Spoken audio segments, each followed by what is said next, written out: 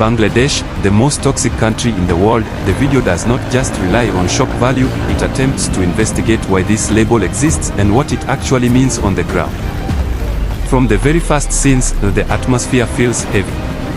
Thick smog hangs over busy streets. Rivers appear dark and clogged with industrial waste. Boats move slowly through water that no longer looks like water. The camera captures polluted canals, overcrowded neighborhoods, and factories operating beside residential areas. But beyond the visuals, the story goes deeper, into economics, globalization, and human resilience. Bangladesh is one of the most densely populated countries on Earth. Rapid urbanization, garment manufacturing, brick kilns, shipbreaking yards, and industrial expansion have fueled economic growth. At the same time, these developments have placed enormous pressure on air quality, water systems, and waste management.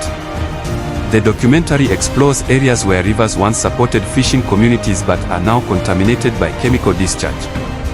It highlights the leather tanning industry, where untreated waste has historically flowed into waterways. It shows brick factories releasing thick smoke into already polluted skies. Air pollution becomes one of the central themes. During certain months, air quality index (AQI) levels in major cities can reach hazardous levels, affecting millions of residents. The video likely references how construction dust, vehicle emissions, industrial output, and regional pollution patterns all combine to create severe smog conditions.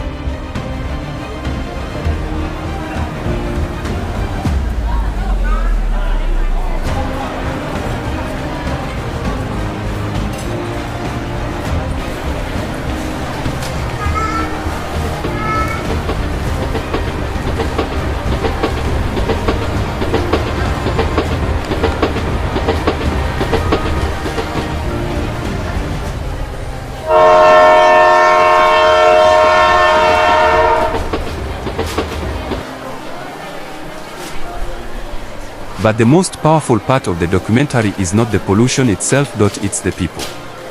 Street vendors continue working despite toxic air. Children walk to school along polluted roads. Workers in hazardous industries support entire families. Life does not stop, even when conditions are difficult.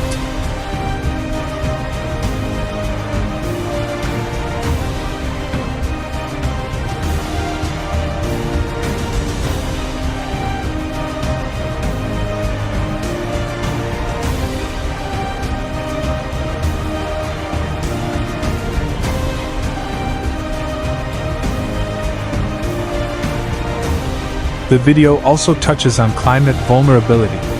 Bangladesh sits on a low-lying delta and faces rising sea levels, flooding, and extreme weather. Environmental stress is not only industrial, it is geographic.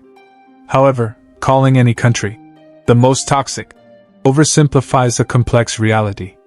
Bangladesh is also a place of extraordinary resilience. It has lifted millions out of poverty in recent decades. It is one of the world's largest garment exporters.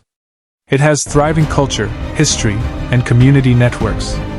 The documentary likely contrasts two realities: economic survival versus environmental cost, growth versus sustainability, opportunity versus health risk. Rather than presenting Bangladesh as hopeless, the deeper layer of the story raises important global questions. Who benefits from cheap global manufacturing? Where do developed countries outsource environmental costs? How much responsibility is shared internationally?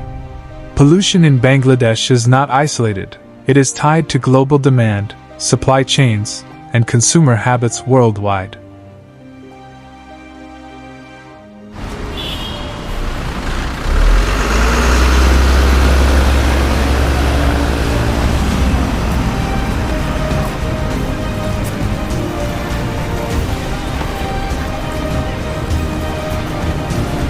By the end, the tone shifts from shock to reflection.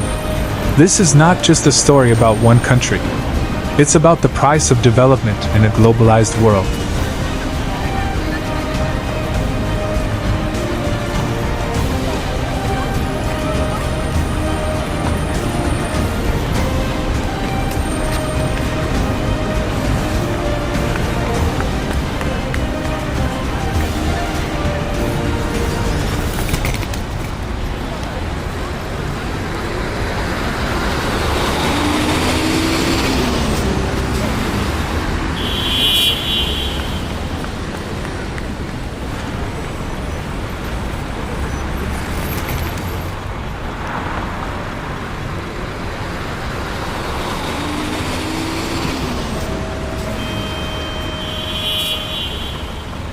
And while the images of polluted rivers and smog-filled skies are difficult to watch, the documentary ultimately reveals something stronger than toxicity: the resilience of millions of people navigating challenges that are both local and global. It leaves viewers thinking not just about Bangladesh, but about the hidden environmental costs behind everyday products across the world.